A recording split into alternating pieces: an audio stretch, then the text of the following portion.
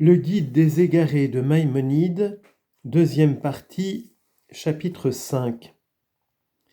Que les sphères célestes sont vivantes et raisonnables, je veux dire des êtres qui perçoivent, c'est ce qui est aussi proclamé par la loi une chose vraie et certaine, c'est-à-dire qu'elles ne sont pas des corps morts comme le feu et la terre, ainsi que le croient les ignorants, mais qu'elles sont, comme disent les philosophes, des êtres animés, obéissant à leur maître, le louant et le glorifiant de la manière la plus éclatante. On a dit « Les cieux racontent la gloire de Dieu » Psaume 19, verset 2. Et combien serait-il éloigné de la conception de la vérité celui qui croirait que c'est ici une simple métaphore. Car la langue hébraïque n'a pu employer à la fois les verbes haggid, annoncer, et saper, raconter, qu'en parlant d'un être doué d'intelligence. Ce qui prouve avec évidence que le psalmiste parle ici de quelque chose qui leur est inhérent à elle-même, je veux dire aux sphères, et non pas de quelque chose que les hommes leur attribuent. C'est qu'il dit « Ni discours, ni parole, leur voix n'est pas entendue ». Psaume 19, verset 4.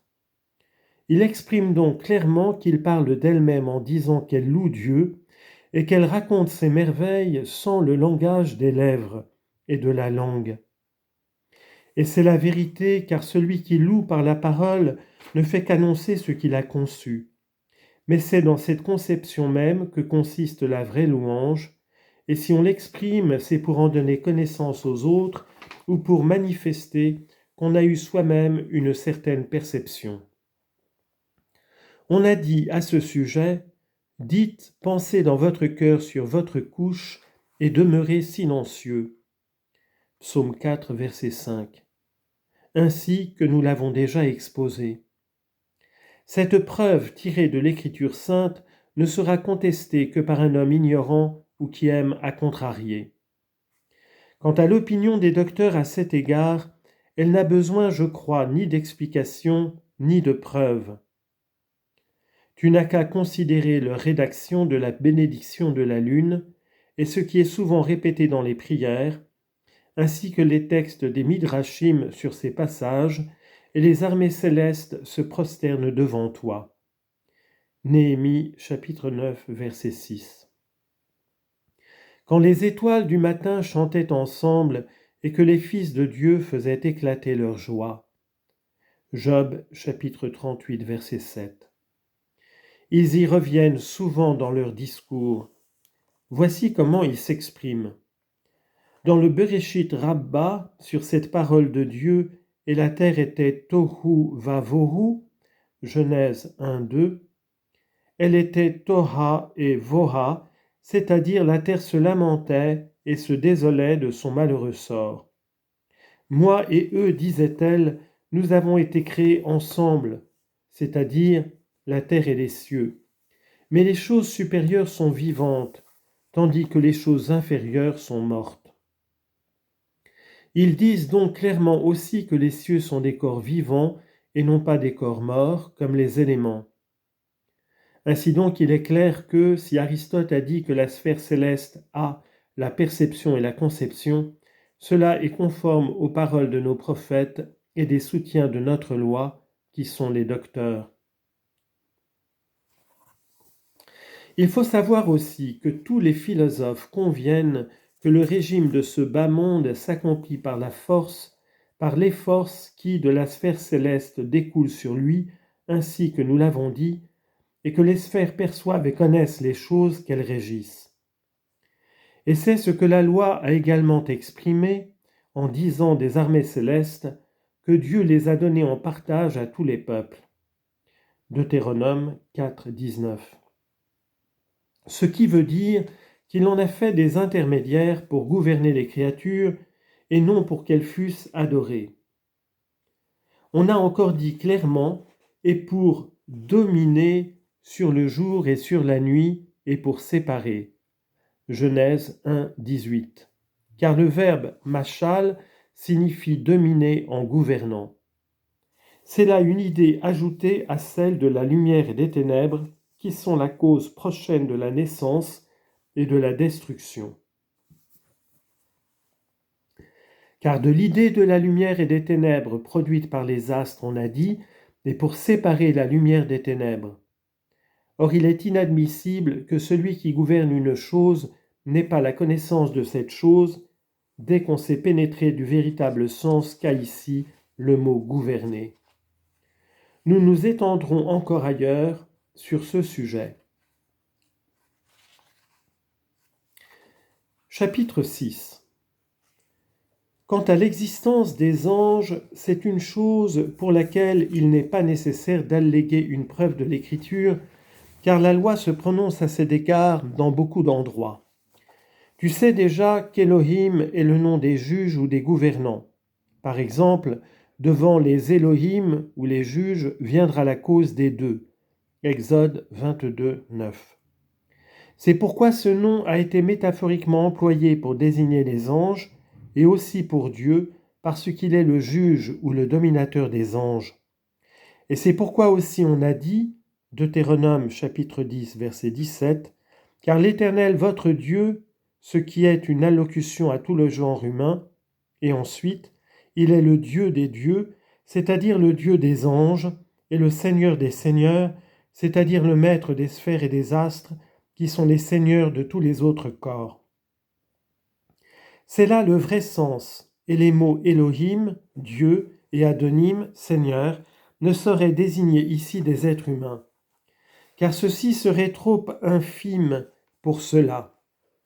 Et d'ailleurs, les mots « votre Dieu » embrassent déjà toute l'espèce humaine, la partie dominante comme la partie dominée. Il ne se peut pas non plus qu'on ait voulu dire par là que Dieu est le maître de tout ce qui, en fait de statues, de pierre et de bois, est réputé une divinité, car ce ne serait pas glorifier et magnifier Dieu que d'en faire le maître de la pierre, du bois et d'un morceau de métal. Mais ce qu'on a voulu dire, c'est que Dieu est le dominateur des dominateurs, c'est-à-dire des anges, et le maître des sphères célestes. Nous avons déjà donné précédemment dans ce traité un chapitre où l'on expose que les anges ne sont pas des corps. C'est aussi ce qu'a dit Aristote. Seulement, il y a ici une différence de dénomination. Lui, il dit intelligence séparée, tandis que nous disons ange.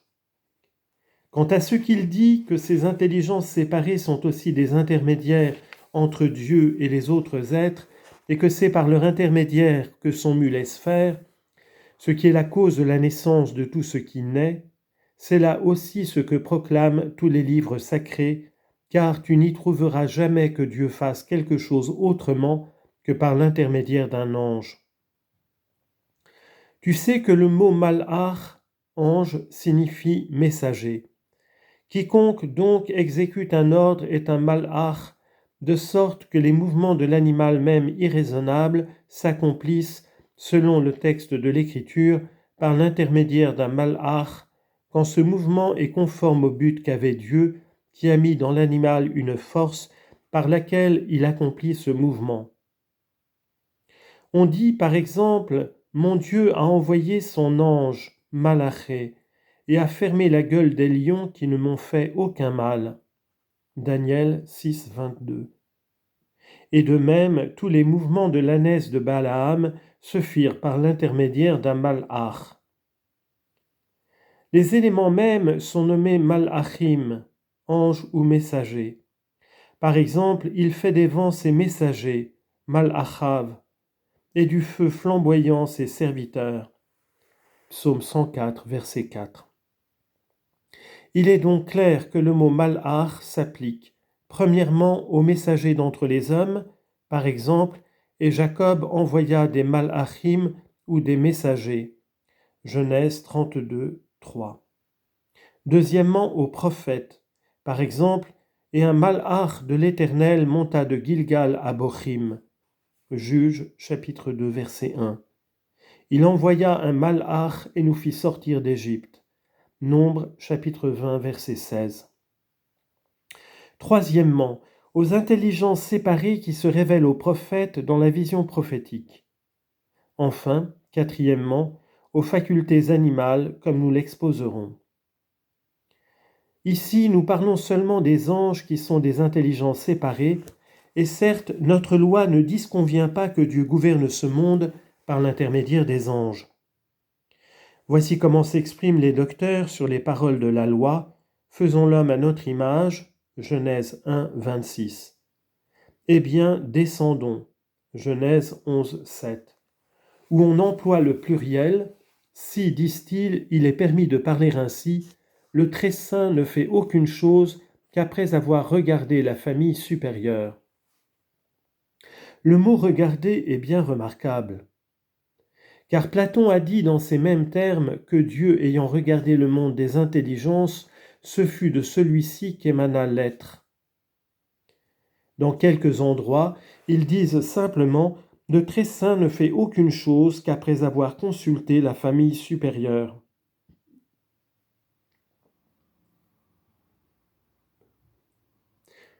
Le mot « familia » signifie « armée » dans la langue grecque.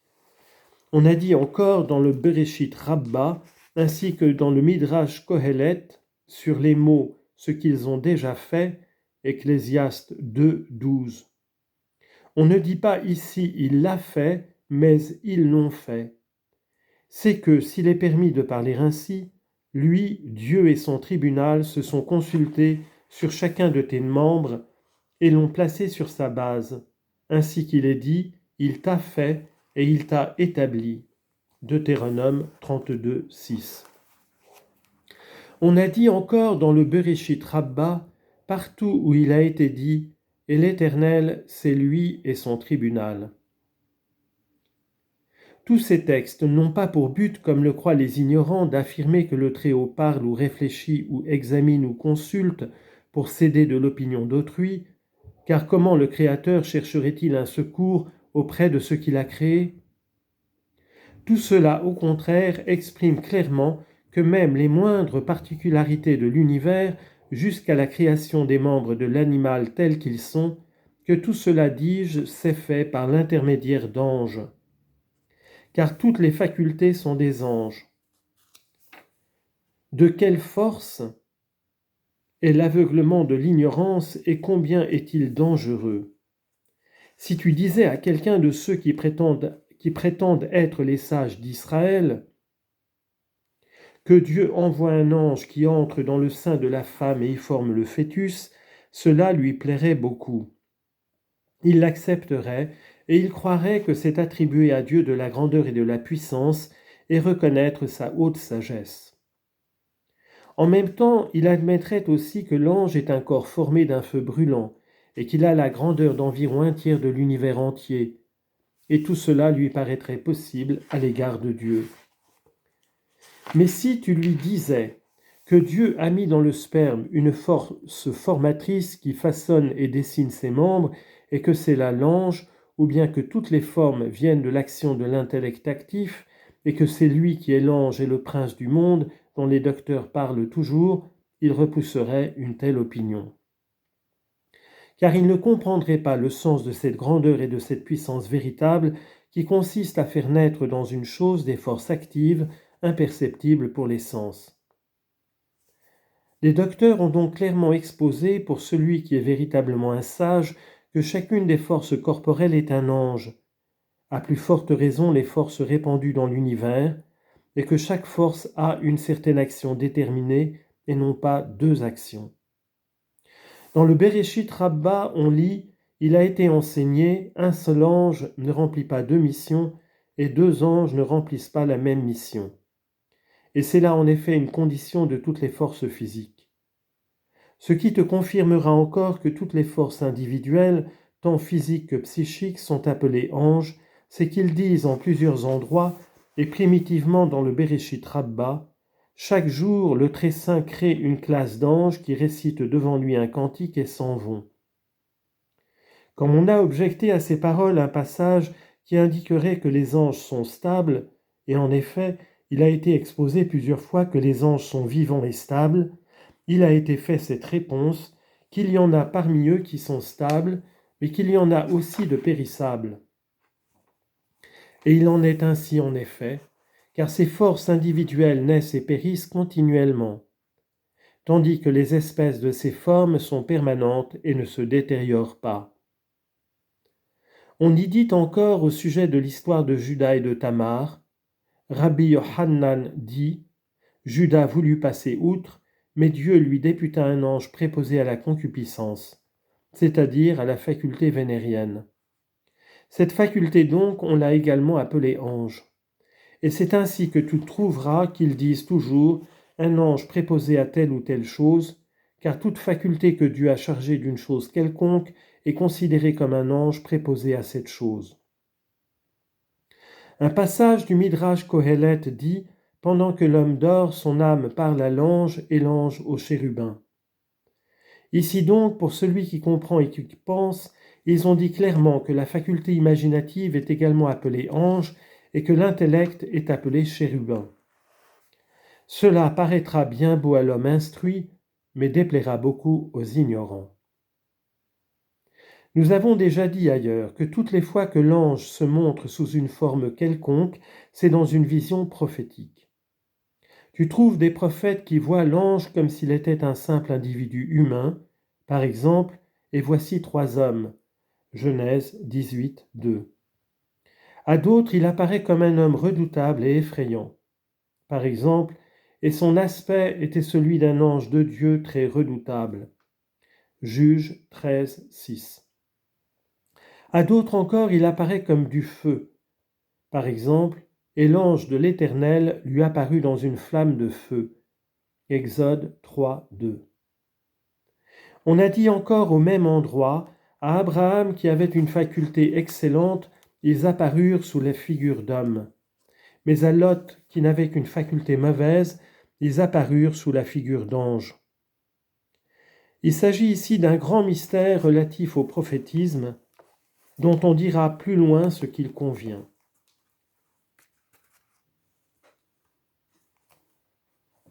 On y a dit encore, avant d'accomplir leur mission, ils se montrèrent comme des hommes, après l'avoir accompli, ils reprirent leur nature d'ange. Remarque bien que, de toutes parts, on indique clairement que par ange il faut entendre une action quelconque, et que toute vision d'ange n'a lieu que dans la vision prophétique et selon l'état de celui qui perçoit. Dans ce qu'Aristote a dit sur ce sujet, il n'y a rien non plus qui soit en contradiction avec la loi. Mais ce qui nous est contraire en tout cela, c'est que lui, Aristote, il croit que toutes ces choses sont éternelles et que ce sont des choses qui par nécessité viennent ainsi de Dieu.